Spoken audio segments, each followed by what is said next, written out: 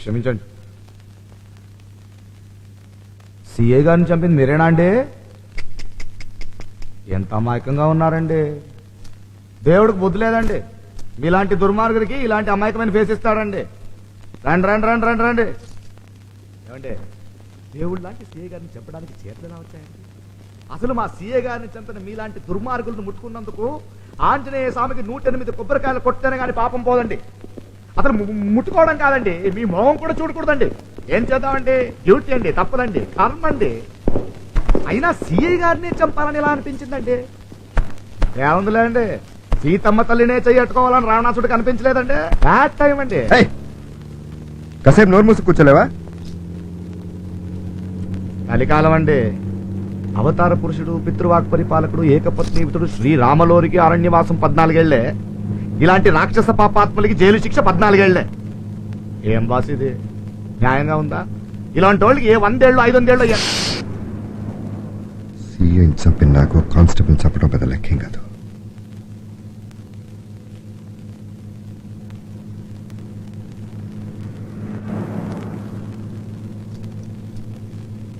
ఇదేంటి హాస్పిటల్ తీసుకొచ్చావేంటి? ఏమోనండి, మిమ్మల్ని ఇక్కడ తీసుకెళ్ళమని డ్యూటీ వేశారండి. మీ అమ్మగారికి ఒంట్లో బాగలేదంటండి. ఎక్కడున్నారండి? అమ్మా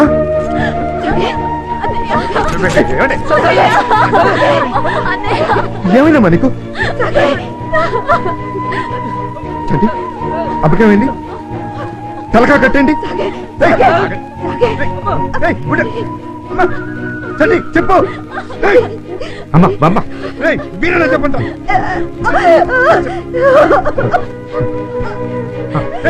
మీరేనా చెప్పండి, అమ్మకేమైంది? అమ్మ దగ్గర ఏమైందమ్మా? ఏమైందమ్మా? చంటి అమ్మకేమైంది? బాత్రూమ్ చూడకుండా అబద్ధం చెప్తావేంటి? నిన్న రాత్రి 4 గంటలు తాగేసి వచ్చి మళ్ళీ తలుపులు బద్దలు కట్టి మళ్ళీ ఇంట్లోకి వచ్చి చంటిని పట్టుకొని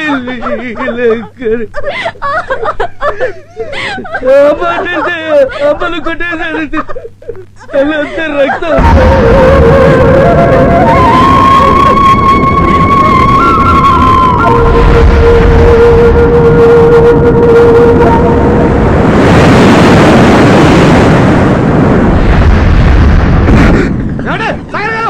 వదండి వదండి.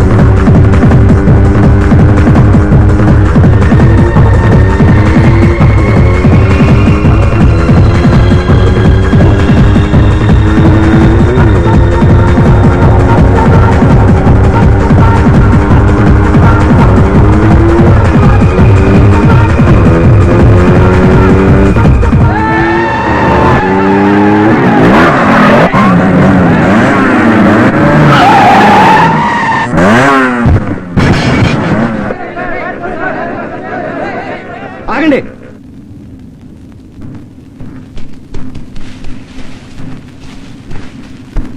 ఇక్కడి నుంచి నక్సలైట్ ఏరియా బిగిన్ అవుతుంది. కంట్రోల్ రూమ్ కాంటాక్ట్ చేసి ఎక్స్ట్రా ఫోర్స్ తెప్పిద్దాం. కమాన్.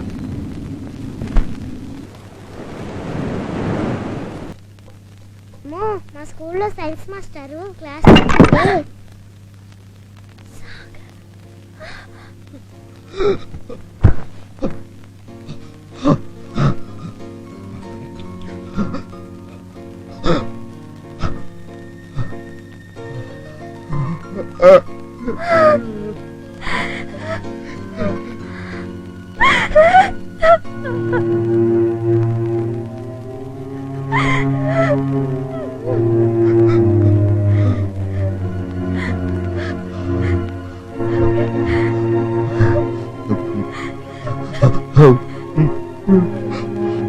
నాకు ఆకలిస్తుంది.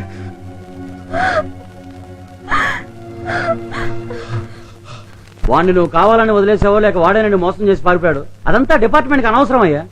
నీ హ్యాండ్ ఓవర్లు ఉండగా నేరస్తుడు తప్పించుకున్నాడు. అందుకే నేను సస్పెండ్ చేయక తప్పట్లేదు నోకరాజు. ఇదిగో సస్పెన్షన్ ఆర్డర్.